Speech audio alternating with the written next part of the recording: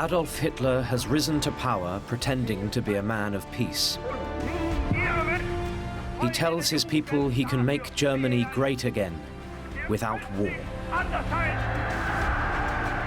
But behind the scenes, he's locked in a fierce battle with his generals. They believe he's hell-bent on a suicidal war of territorial expansion. Some are even plotting to kill him.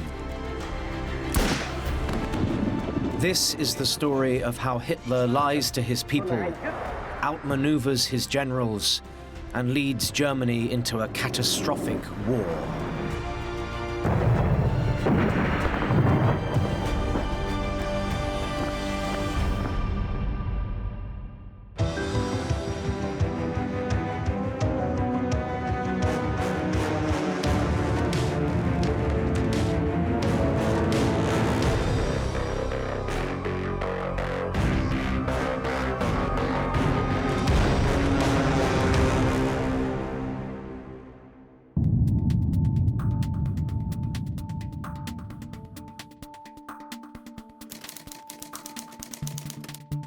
On a bleak winter's day in late 1937, Adolf Hitler summons Germany's military leaders to a meeting at his headquarters.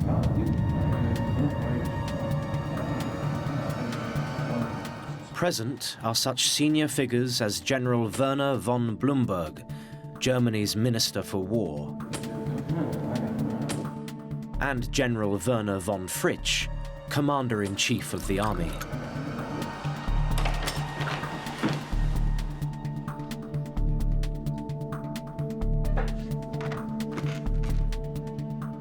They think this is going to be a routine meeting, but Hitler shocks them at the beginning of the meeting by explaining to them that what he's about to tell them should be considered his last will and testament.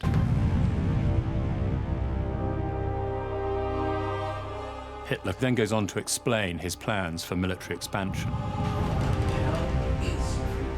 Step 1. Unite the German-speaking people. Many of them incorporated into countries like Austria and Czechoslovakia in the carve-up of Europe after World War I. Step 2. Move east and seize territory in Poland, Ukraine and Russia so that the German people can have extra living space or Lebensraum. It's a dream he's been nursing for nearly 20 years. Many of Germany's generals agree with him. But then Hitler spells out his timetable. German troops should seize Austria and Czechoslovakia, possibly in less than a year.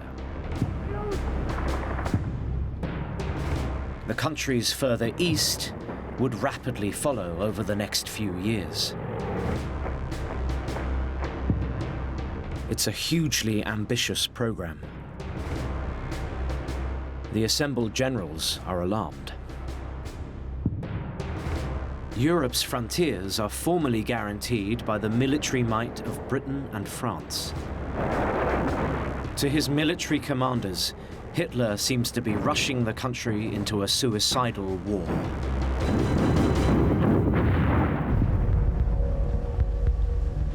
And when they leave the meeting, there is considerable distrust and disquiet. What really worried them was that they didn't believe that the German army, that the German armed forces at that stage in late 1937, early 1938, were ready for war. Indeed, they thought that they were woefully unprepared. And it was decided that one or two of them, at least, should make their views known to Hitler.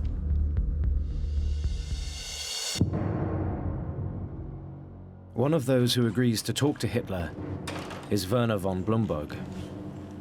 Field Marshal von Blumberg was very much of the old school of the German army.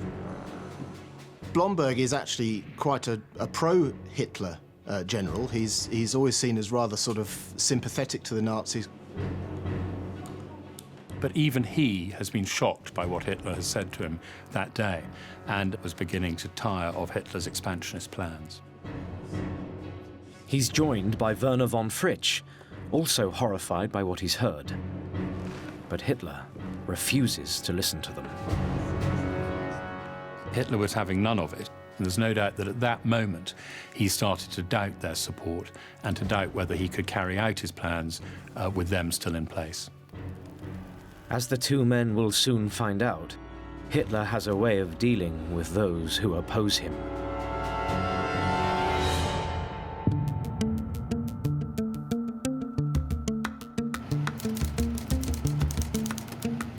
In the Berlin offices of the Gestapo, an agent combs through the police files. His target is not communists or dissidents. It's von Blomberg.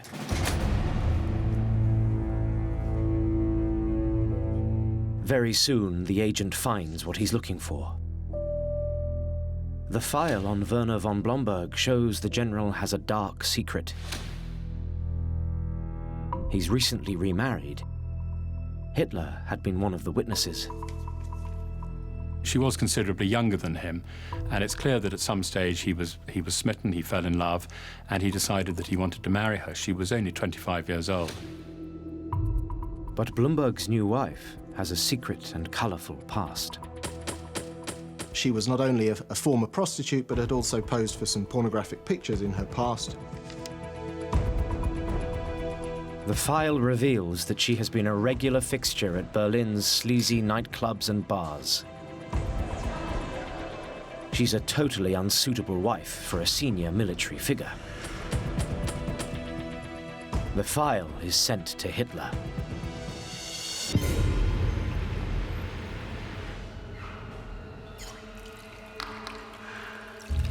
Hitler, a notorious prude, is appalled.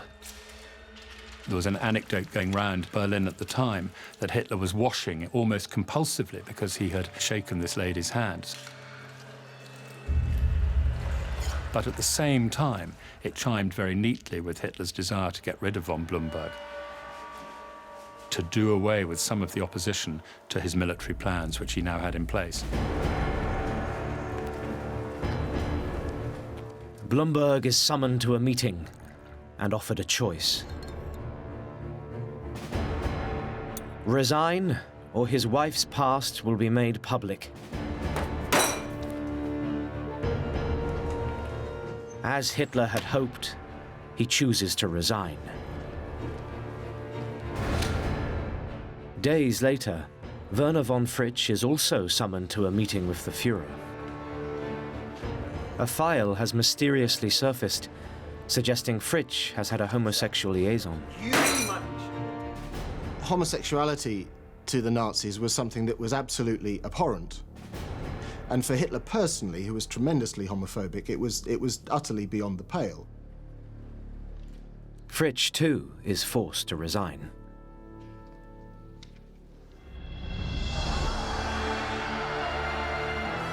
Almost immediately, Hitler abolishes the position of war minister and appoints himself supreme commander of the German army. Hitler actually emerges in much firmer control of the German military than he had been the previous autumn. The army has basically become much more his creature. It's much more subordinated to his will. Any remaining independence of action that it had has been effectively removed.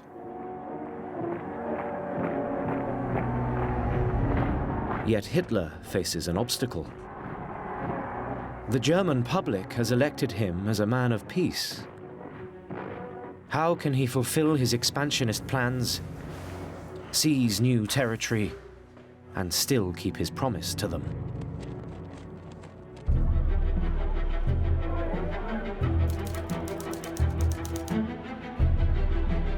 In the spring of 1938, Hitler launches Phase 1 of his expansionist plans. German troops pour across the border into Austria. They're greeted by cheering crowds. The Austrians welcomed Hitler and the Nazis into Austria. Many millions of them were Germans by birth, German by upbringing, and they were only too happy to return back to the Reich.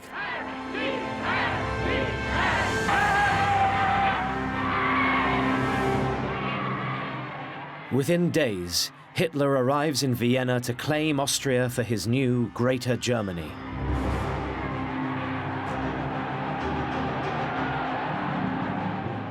There are wonderful photographs of him addressing 250,300,000 people in the Heldenplatz, the Square of Heroes in the middle of Vienna. Annexing Austria, even peacefully, is a blatant breach of all international agreements.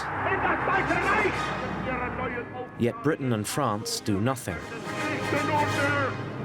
Hitler has judged the situation very skillfully. He's gambled on their reluctance to go to war, and won.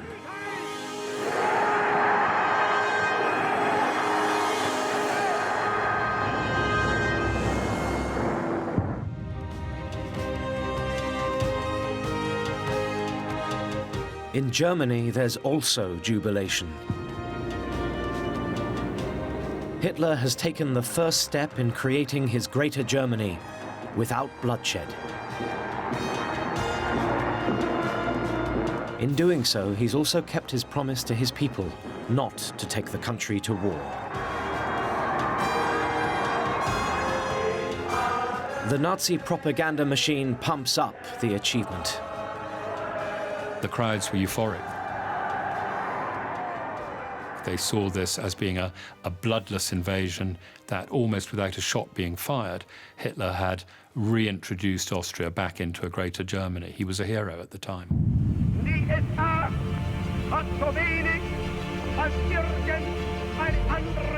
Joseph Goebbels, Hitler's propaganda minister and close confidant, speaks for many when he writes, "The Führer is wonderful, a real genius. He sits over maps for hours and broods. It's stirring when he says he wishes to live to see the Greater Germanic Reich again."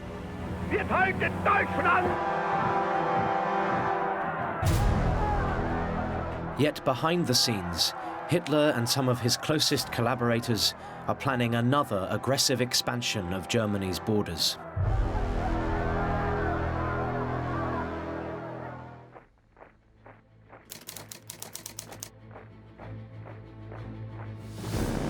Five months after the annexation of Austria, Hitler masses troops on the border with Czechoslovakia and threatens an invasion.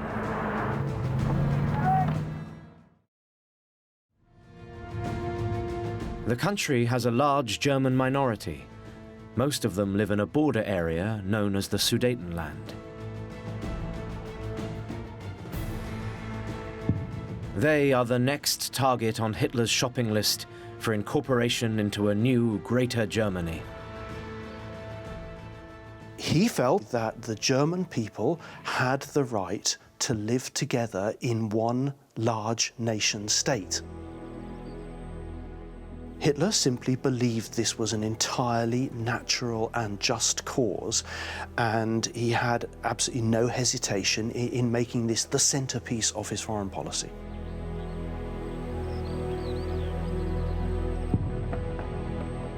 But unlike the Austrians, the Czechs aren't willing to give up territory to Germany.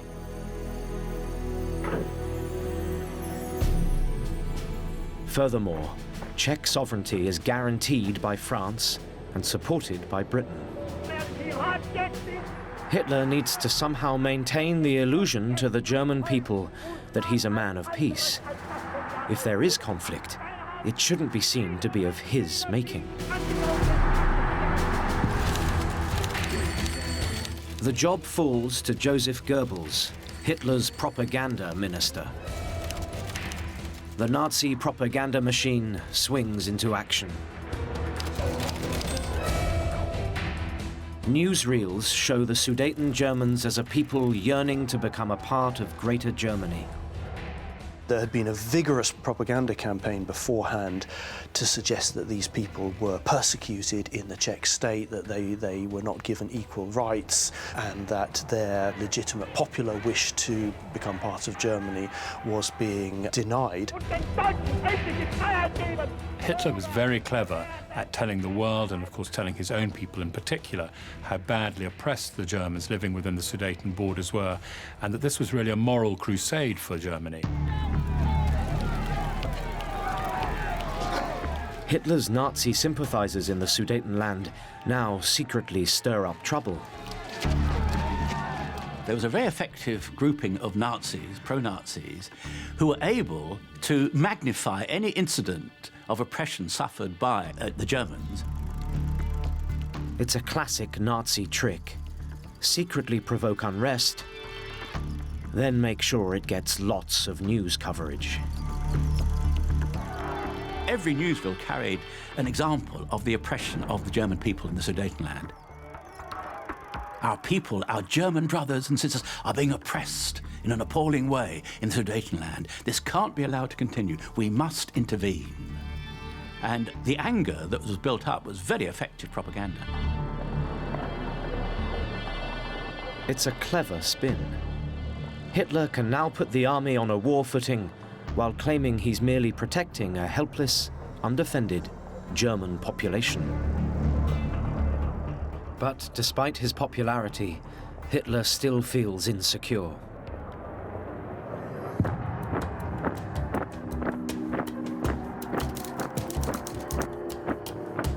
That summer, Hitler takes another step to reinforce his position.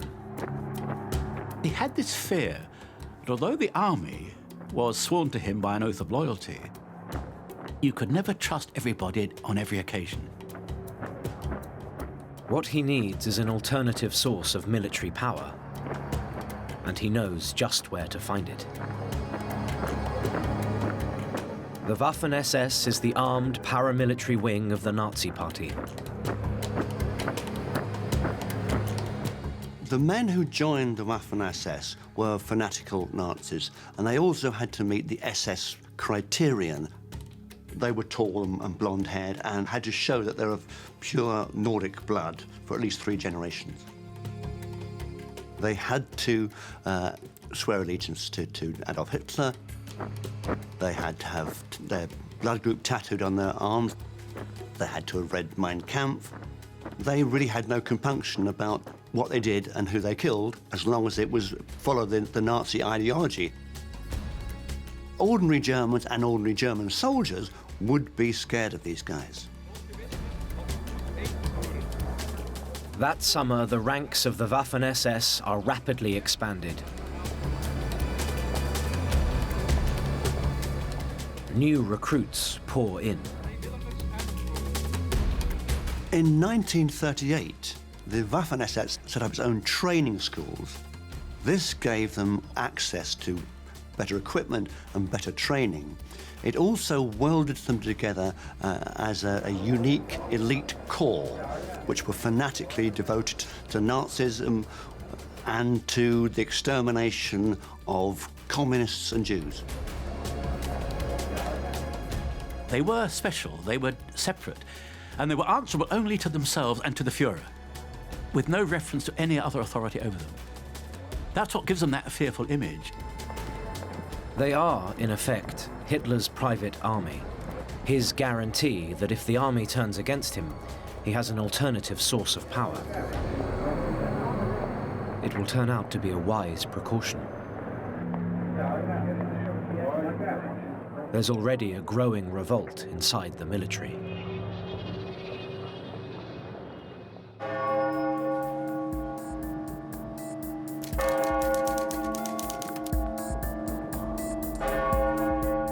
Late that summer, at a cathedral in the German capital, an extraordinary scene is unfolding.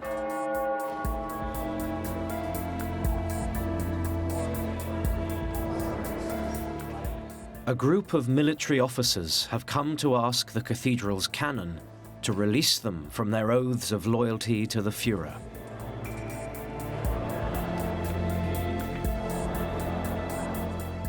Among them is Hans Oster, a colonel in German military intelligence. He'd been an early supporter of the Nazis. But now, like the rest of the group, he believes Hitler is rushing the country into a suicidal war. The cathedral canon, also a dissident, is happy to help.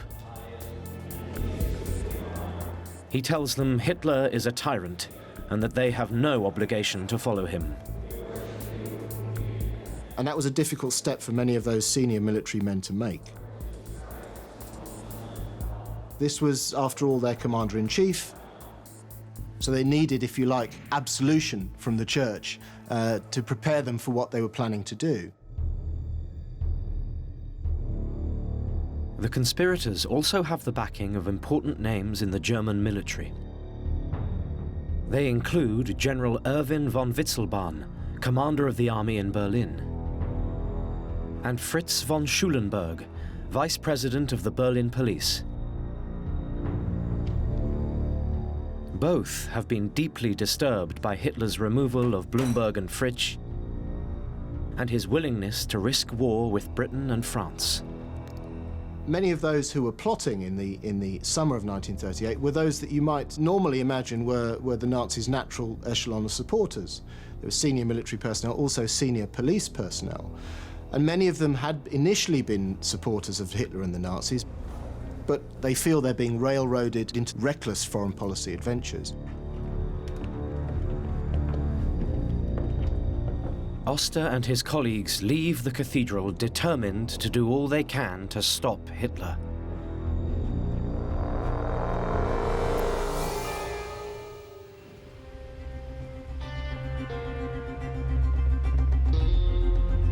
Over the next few months, the conspirators lay their plans.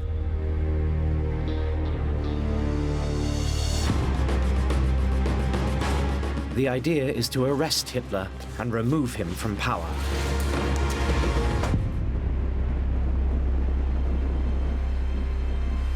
They tour Berlin, studying places where they might seize him. The big, outstanding question: when should they act?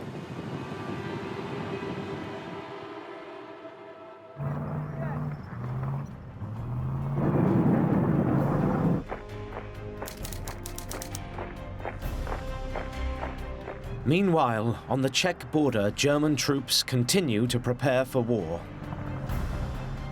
But France and Britain are still guarantors of Czech sovereignty.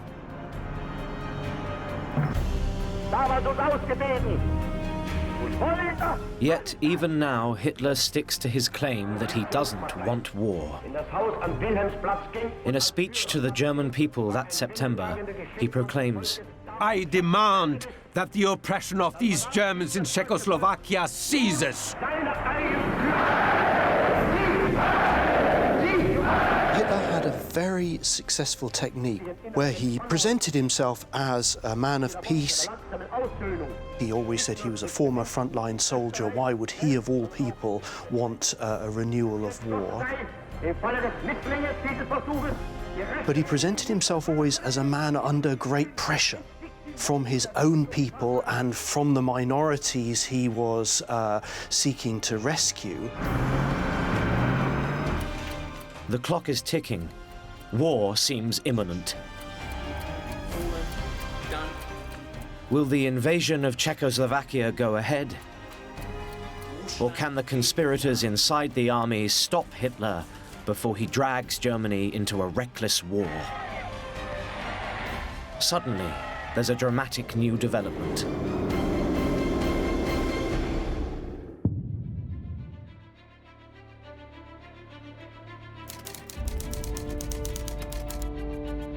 In Britain, Prime Minister Neville Chamberlain has been watching Hitler's saber rattling with alarm. He now leaves London for a meeting with Hitler. Discussion between him and me may have useful consequences. On the morning that he left for Germany, he was sent off from the airport by cheering crowds.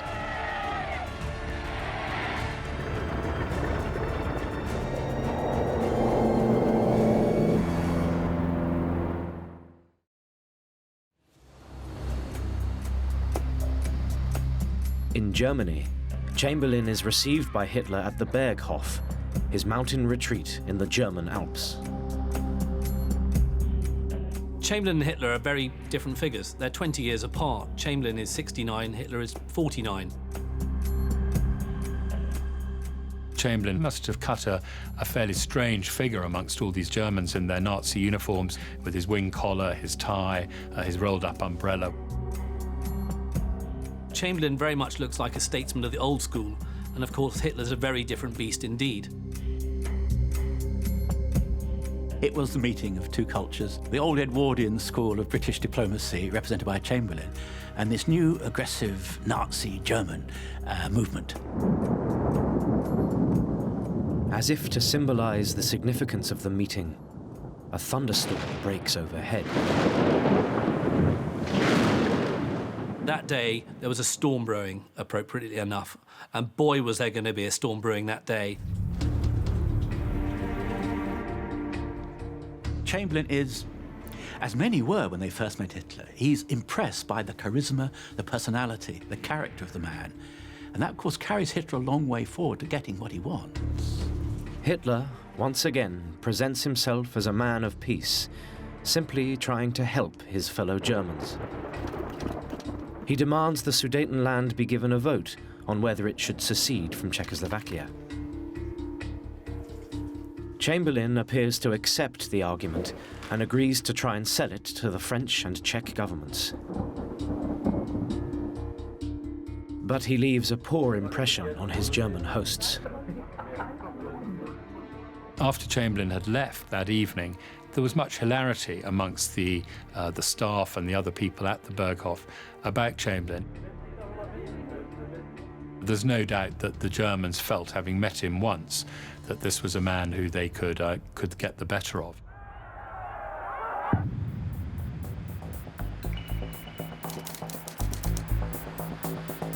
In Berlin, Hans Oster and his fellow conspirators are not taken in by Hitler's presentation of himself as a man of peace. They plan their next moves. To make sure they weren't followed, they went to some quite extraordinary lengths. They used to go for walks together in the park so they could see that nobody was following them. One group of plotters even used to meet in a Berlin swimming pool so they could make sure that any potential Gestapo tail was left in the changing room. One important question remains unresolved. What to do with Hitler once he's arrested? Most favor a trial, but not everybody agrees.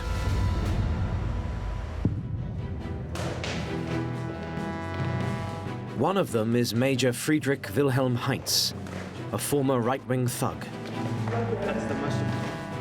Friedrich Wilhelm Heinz had a colourful background. He'd been through First World War and subsequently fought in every radical right-wing paramilitary organisation of the 1920s.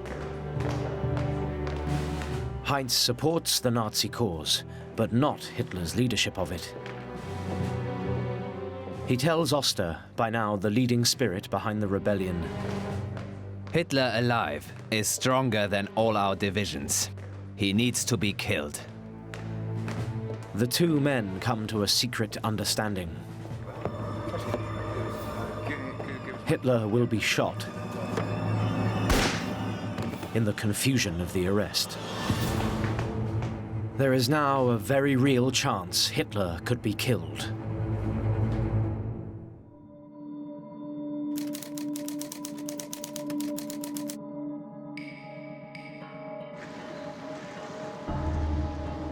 Five days after his first trip to see Hitler, Chamberlain returns to Germany.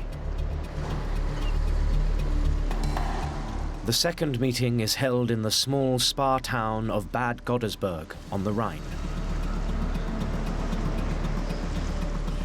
Chamberlain's hotel, the Petersburg, is on one side of the river.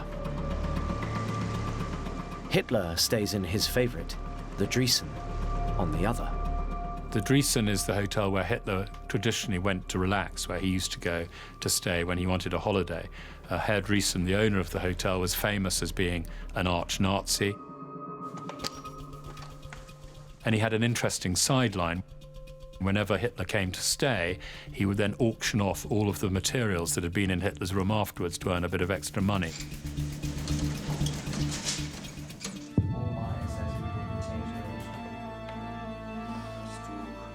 As the meeting gets underway, Chamberlain is optimistic.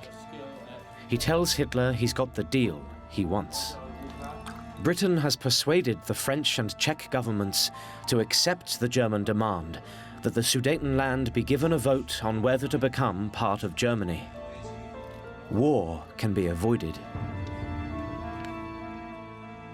And then having done so, he sort of leant back in his chair as if to say, haven't I done well? And to his horror, and to the horror of the other people in the room, Hitler thumped the table and he said, no, I'm afraid the rules have changed. I'm afraid that is no longer enough. He would sort of display these incredible histrionics and theatrics, and his mouth would foam with rage. Hitler tells an astonished Chamberlain he's no longer interested in a vote. And it's at this point where he's famously called a carpet biter, because he's like a sort of a rabid dog. Hitler now tells Chamberlain the situation in the Sudetenland has deteriorated. Hundreds of fellow Germans are being killed almost daily. Forget the vote. He will invade unless the Czechs hand over the Sudetenland to Germany immediately. And at that point, Chamberlain, literally, his mouth just drops open. And he sits up, and he's absolutely shocked by what Hitler said. Because it means that they haven't just gone back to square one, they've gone back to the square before that. At that stage, things looked very bad indeed.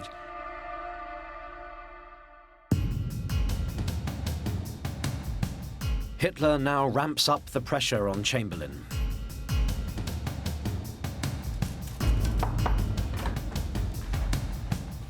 A carefully orchestrated stream of messengers come and go. A courier comes in and presents, with a great flourish, a piece of paper to Hitler.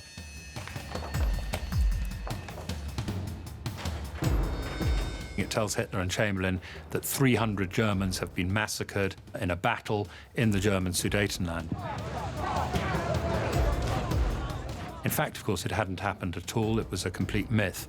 But it was Hitler's way of really turning the screw onto Chamberlain.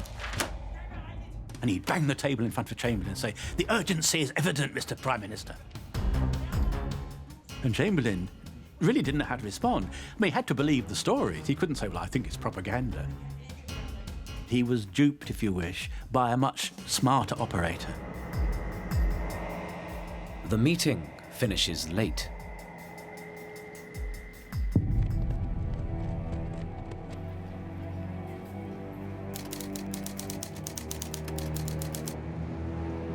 Chamberlain returns home deeply disturbed. He's facing a monumental choice. He has to persuade the world that Hitler has a legitimate right to walk into the Sudetenland, or take Britain to war.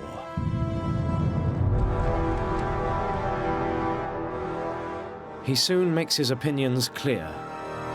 He tells the House of Commons, in a now infamous phrase, Hitler's threatened invasion of the Sudetenland is merely a quarrel in a faraway country between people of whom we know nothing.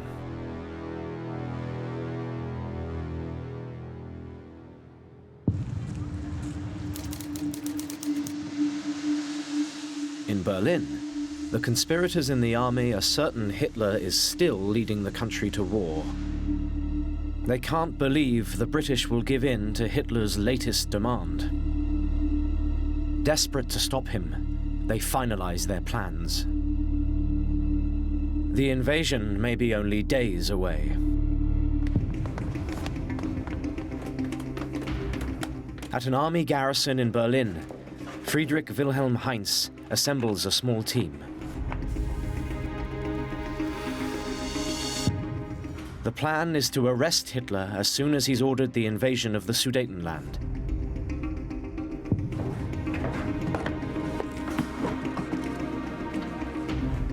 Arms, ammunition, and hand grenades are handed out.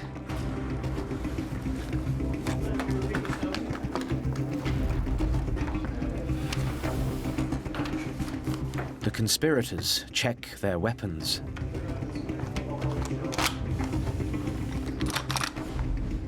But then something happens they hadn't anticipated.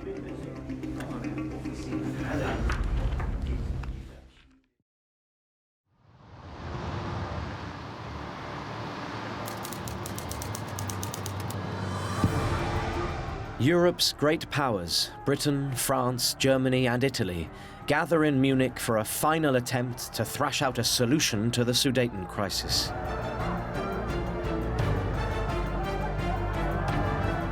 The meeting is held at the Führerbad, the enormous Nazi headquarters in Munich.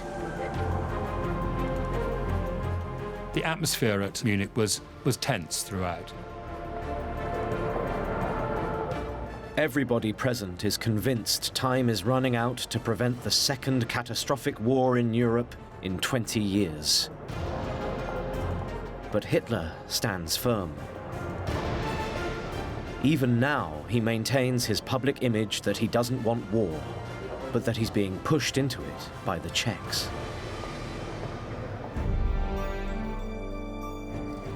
Across Germany, there's a mood of alarm that despite their faith in him, Hitler is going to break his promise. The reality was, and we know this from diary entries, that there were serious doubts, not simply among the military, but also among ordinary Germans.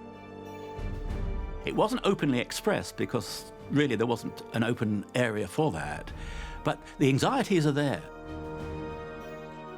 There's a lot of trepidation now amongst the people. They're quite frightened of coming out and saying, you know, these aims are wrong, but there is a kind of fear about a world war and what it will do for Germany. Peace in Europe hangs by a thread. Then Chamberlain offers a new, extraordinary compromise. Hitler can have the Sudetenland, provided he promises this will be the last of his territorial ambitions. Hitler immediately replies, Yes, yes, it's the last territorial demand I shall make in Europe.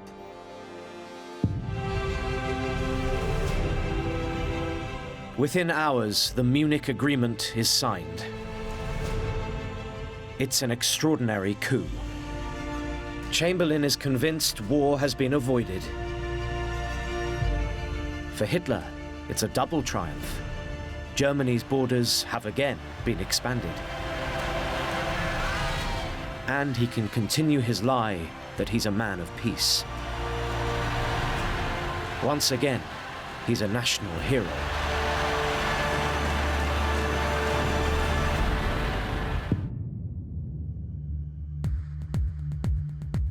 In Berlin, the secret conspiracy against Hitler collapses. Hans Oster and his colleagues burn all the evidence. With Chamberlain's climb down, they've lost heart. The leadership melts back into the army command structure.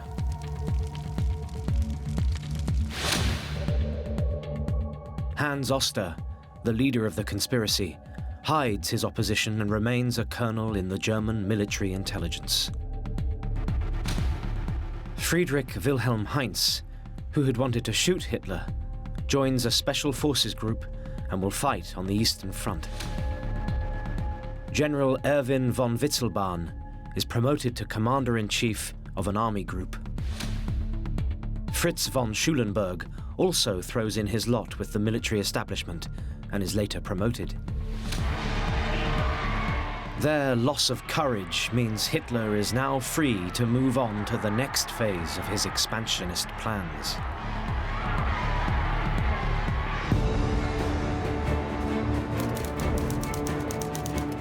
Six months after signing the Munich Agreement, he tears it up. In March 1939, German troops roar straight through the Sudetenland and occupy the whole of Czechoslovakia. This is no longer merely uniting German-speaking people. This is territorial expansion.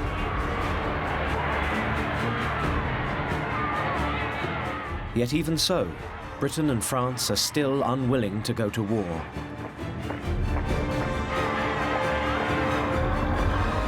For the German people, it looks like another amazing triumph.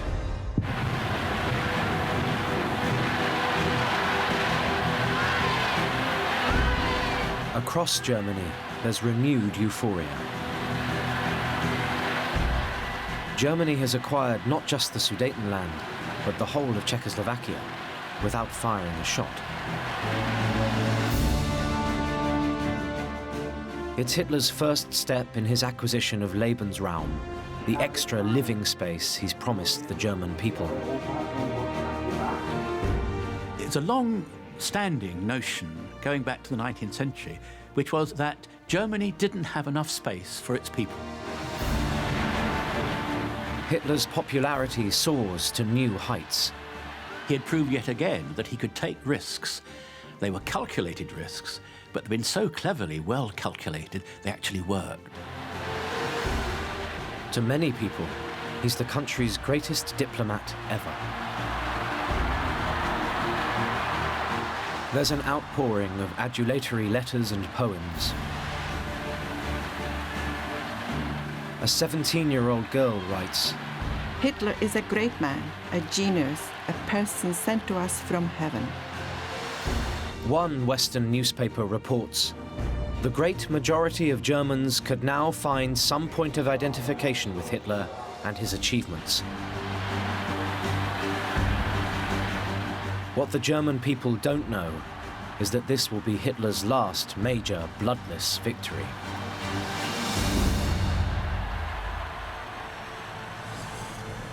The international community was outraged by it. Stalin denounced him, Chamberlain denounced him, and the French denounced him. Hitler is hell-bent on war. The only way to stop him is through a powerful military alliance. But even now, the German people have faith he won't take them to war. They're wrong.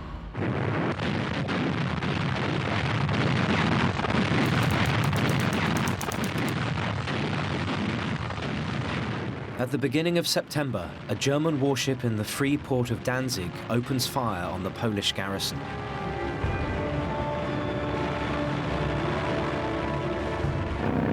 Meanwhile, German troops pour across the border into Poland. This time, Britain and France react. Both countries are signatories of a treaty guaranteeing Polish independence. They now have no choice but to come to Poland's assistance.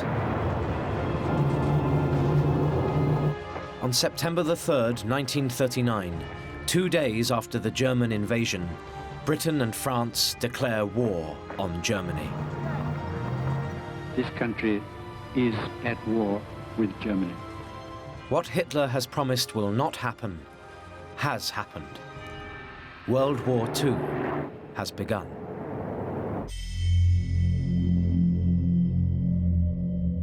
In Germany, there's a mood of fear and doom. There was no appetite amongst the German people for what could be seen as a resumption of the First World War, which had been utterly catastrophic for Germany. From contemporary reports, we know that the mood in Berlin was somber and depressed. The war they'd hoped to avoid has finally arrived. But then, very rapidly, the mood changes as German forces crush all opposition. Poland is overrun in weeks. The German army then turns west. War spreads across Europe. It's accompanied by more easy victories. Germany occupies Denmark and Norway. I mean, this is joined-up warfare. This is tanks, artillery, all working in unison. Soon afterwards, German forces storm into Belgium and Holland. This is a war that no one has ever seen before, and it's absolutely devastating. This is war at its most brutal.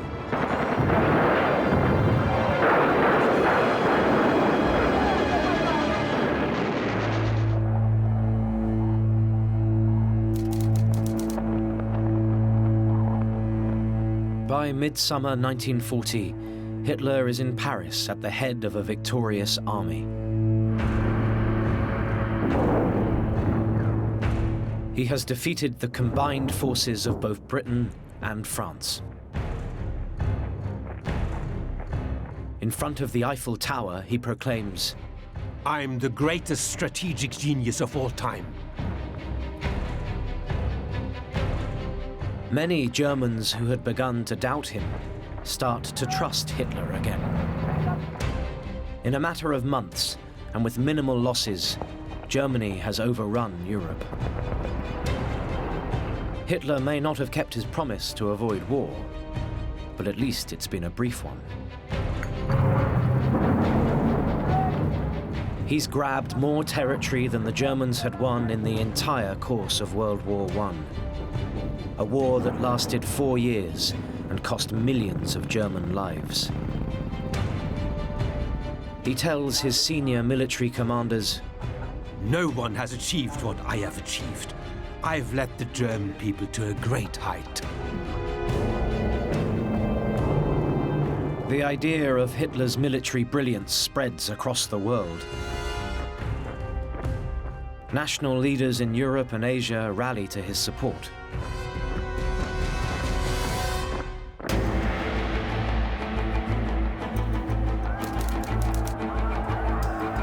That summer, Italy enters the war on the German side. Hitler and the Italian fascist leader Benito Mussolini have much in common.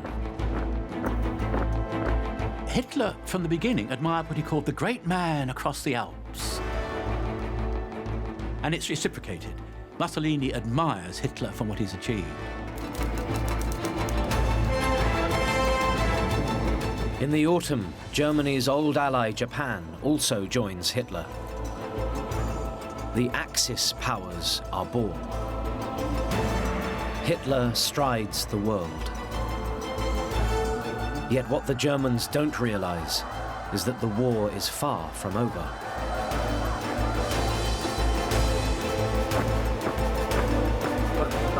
The devastation is only just beginning.